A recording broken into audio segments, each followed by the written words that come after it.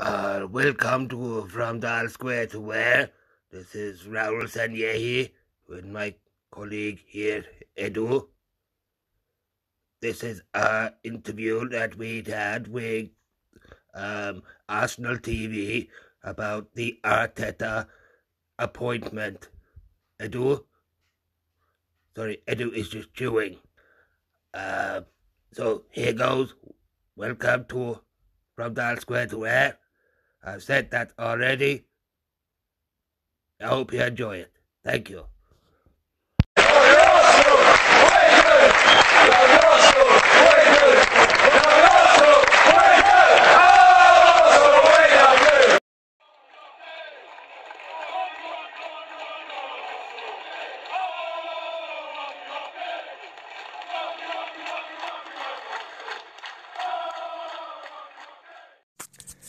All right, Treacle.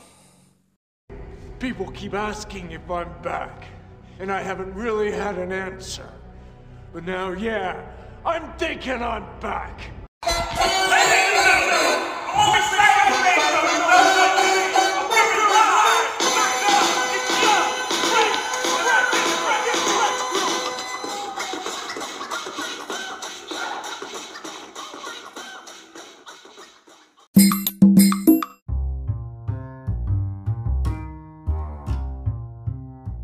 Edu, Raul, we have a new head coach, Mikel Arteta. You've both had smiles on your faces. How pleased are you with this appointment? Very pleased. We're very pleased. We are convinced that after a very thorough process, very disciplined and in a very common way altogether, we came up with this conclusion, and we are very sure that Mikel is going to do a great job, the job that we expect from him. So before we delve into why Mikel is the right person for the job, can you take us through that process? How did it unfold? Sure. It's been, of course, led by Edu, our technical director. So he's the one that made the first filter of the coaches that had the technical expertise to project in the field what we wanted from our style of football. But from there we defined many other very relevant dimensions that we wanted to cover. It's been overwhelming, the big names that have offered to come to Arsenal, proving once again how admired this club is and how football people see this as an incredible opportunity. So that has been really really rewarding in the process. Within the possibilities that we looked, we analyzed, we were clear that if we didn't find the perfect candidate, we would wait until longer. But we found the perfect candidate with Mikel. He basically ticked all the boxes that we wanted to confirm, so we feel very strong about it. Edu, what is it about Mikel's ideas that really excites you? Almost everything, to be honest. My first conversation with Mikel by phone was fantastic. To be honest, we didn't talking about squad. We're talking about what I really believe is the basis. You know, the organization. We're talking about human being. We're talking about discipline. That was our first talking by the phone, and then when we meet after that. In a very, very important meet, he started to show us his knowledge about football, his idea, passion as well, which was brilliant.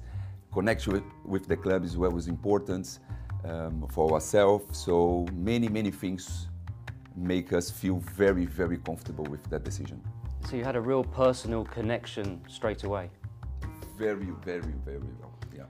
Because, I would like to mention on this because this is very relevant for us.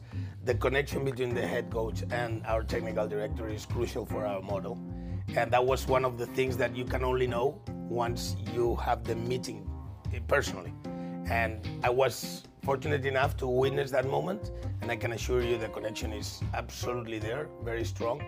They view things in the very same way.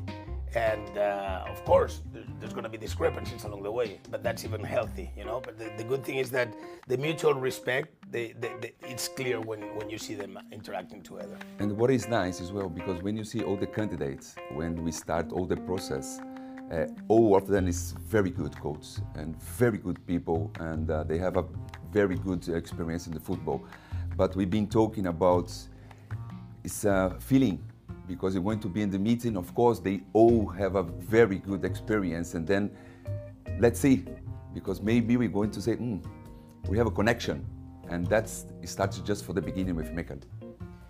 So what is it about Mikel as a coach, as a personality, that you think makes him the right person? I would say globally, everything.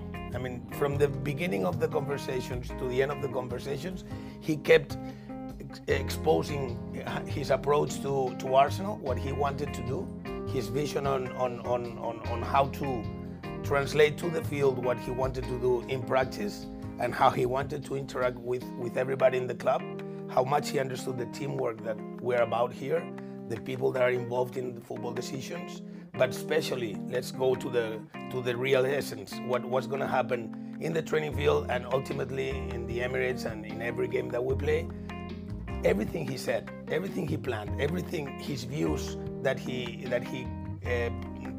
showed us were fantastic. They were really spot on. So the more we get to meet him, the more we get to talk to him, the stronger we are convinced. We were convinced initially, but now it's certainty almost that we have. You never know about the future, but we certainly know that we have the person that clicks all the boxes to give him that high responsibility of taking us where we want to be. We have a number of people at Arsenal who have a long-standing association with the club. Edu, of course, Freddie, Per, Steve Bold as well. Mikel has that connection too with the club, some history with the club. How much of a factor is that? Is that important? It is very relevant. It's not a deal breaker, let's say, but it's very important. Of course, that's an asset that only a few have, and it gives an edge. It gives an additional step. We saw that with Edu. Edu has only been with us 5 months, and it looks like he's been here forever. The initial understanding of the club is crucial. Knowing the people here in Colney and in Highbury House is very, very important. The connection with the fans is also very important. These are assets that somebody that has not been linked with this magnificent club do not have. So, of course, it's something very positive, highly regarded. As I said, not a must-have, but it's a very, very nice additional asset to have. And even for adaptation, because to someone come here for the big environment, a lot of people around, a lot of departments in the club. So of course he knows everything, almost everything about the club. I think to start to be like that, like me. So when I started here, I feel already at home. And of course, because when we talk to him in the meetings, he knows almost everybody here already. So that's important to start as well. I mentioned Per and Freddie just briefly there. They've stepped up in recent weeks. How much respect do you have for the job they've done? Respect falls short. Recognition, gratefulness. It's been amazing. Freddie has driven such a difficult moment. He has driven our club. He has helped us to keep it safe. We are very, very pleased on the work that both of them have done. I think as I said, it was a very difficult moment, and it was a privilege for us to know that we had Freddie and of course Per helping up on this short time. But having Freddie here, who had been already in the squad, so he knew the players, it made it very soft, something that could have been extremely traumatic. So absolute recognition, and again, as I said, thankfulness for the great job they've done. And even more, because the time which we was in the past, of course, because we changed the coach, was new for Arsenal. So we never have that before, and we never have before the interim coaches here for, I don't know, for our history maybe. And I really like the way Fred gets that responsibility, because it's straight away change. Say no, I want to be there, I want to help the club, and that's beautiful. That's came from someone who loves the club. So that we have to respect a lot, because we know Fred, but even more we have to respect him, and of course Per, because Per is our manager for the academy, and when Fred came to talk to us about have someone to help him as pair, because he knows the dressing room, he knows the club, he has a big knowledge about football as well. And Per said, yes, of course, I'm going to be there. I want to help the club, I want to help Freddie to that period. So that means we have a very nice people around, professional people and people which love the club. That's very important. Yeah, we knew both of them live and breathe Arsenal. We didn't need them to prove it, but they did anyway. I mean, they absolutely proved without any doubt that their commitment to Arsenal is beyond a job description. Again, let me repeat it, very, very grateful to the work they both have done. Let's go back to Mikel. You like his philosophy, you like his ideas. How long does he need for those ideas to take effect? I think we should look into short-term and medium-long term. For the medium-long term, he has a very clear path where he wants to take, and he's gone through that with us, and we see a perfect communion on our ideas, so we're very comfortable in that sense. The short term, or maybe the immediate term, that's the challenge one. And that's why we also like very much his plan for arriving here, talking with the players and starting. He has very clear ideas already on changes to be made immediately to affect, the sooner the better, our results, to achieve our objectives for this season. You said last summer that the Champions League was the expectation. Now we're halfway through the season, it hasn't gone as well as planned. What are your expectations right now? Well, we're not yet halfway through the season, and I make that point because we do strongly believe that we have time still to amend and reach our objectives.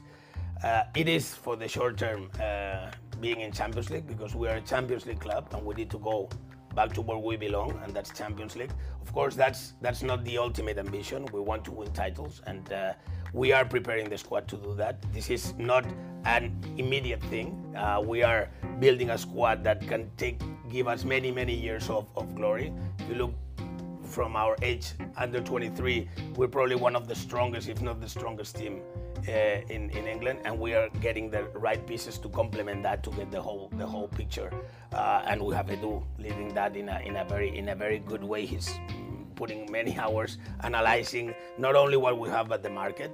So yes, we're confident. We're confident. January is approaching. Mikel will sit in many press conferences between now and then, and he'll be asked about the transfer window, as is normal.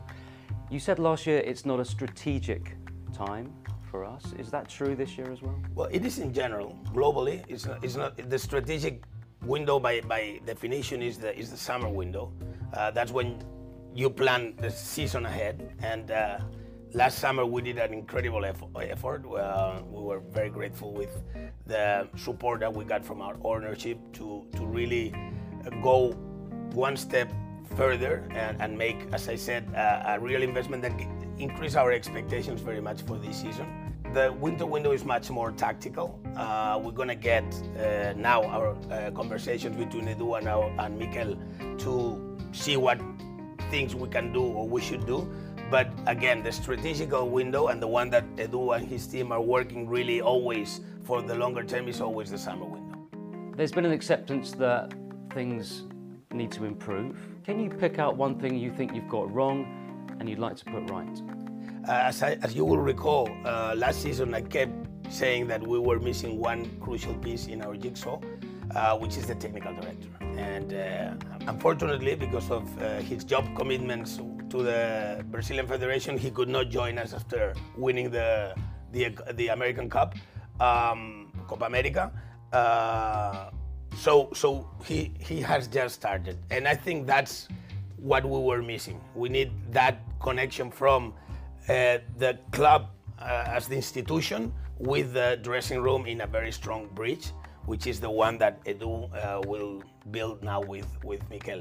So very confident to the point as saying that now we know what we were missing and now we know what we have.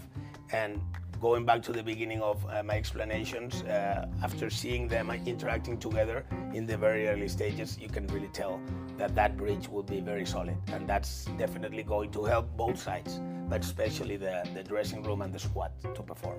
Edu, what would you add to that? So, as Raul said, I think we are in the moment to keep improving ourselves. I think one important part from myself and to help the club is mentality. We have to change our mentality again, because a team like Arsenal cannot be fighting for less than title and Champions League. So our club has to think like that and have to work to achieve these ideas, and working like we're working to see the team and to see the club, so fighting for big things. And of course, to achieve that, we need a big discipline, big respect for the club. Of course, we need a good coach, a good model. So now I can see we have almost everything to achieve our ideas. But of course, everybody has to push, everybody has to work to improve every more, improve every day, improve the ideas, and then I hope we can be there soon as possible, because as I said, our idea is to be on the top. We cannot think less than that. This winning culture, Edu has witnessed it, has experienced it here himself as a player, so he's the best person to know where we are aiming for, so he's very clear on that.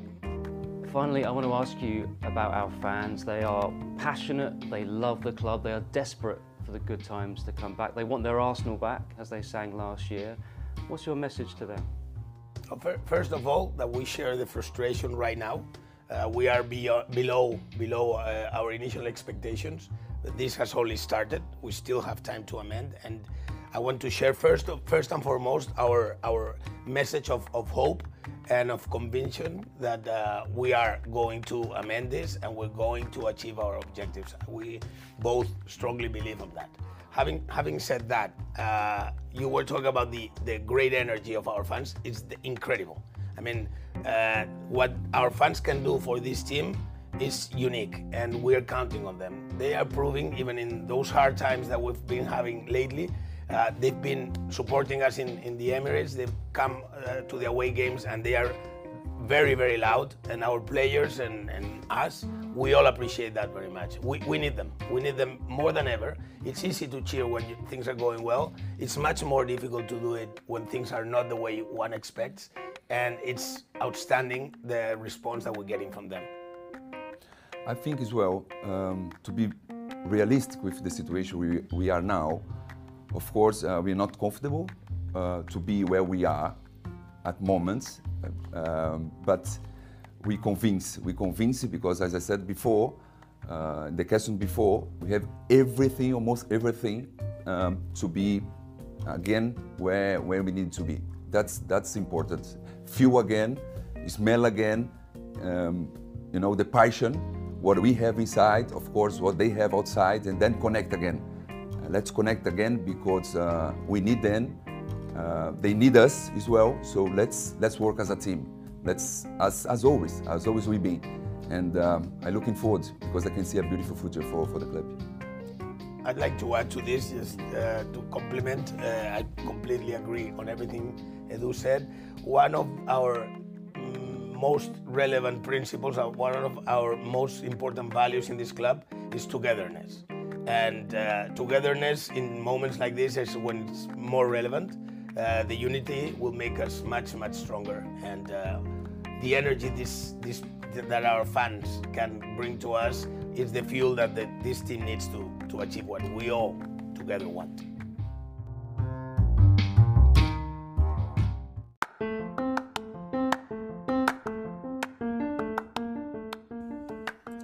Thanks very much for listening. We really do appreciate each and every one of you. We really need your help to spread the word about From Dial Square to Where, so if you haven't done so already, please give us a 5-star review on iTunes and Spotify. Subscribe to the From Dial Square to Where YouTube channel and hit the notification button so you never miss a live show. And finally, please tune in to the live shows. Don't forget, you can get the chance every week to be the star alongside Andrew and his great guests, just for being the most entertaining viewer on the night. Thanks again, and see you on the next episode. Bye!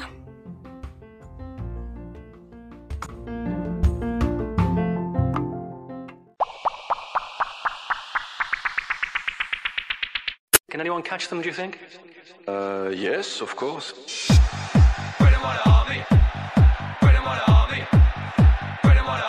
Yeah, unbelievable. We didn't expect that.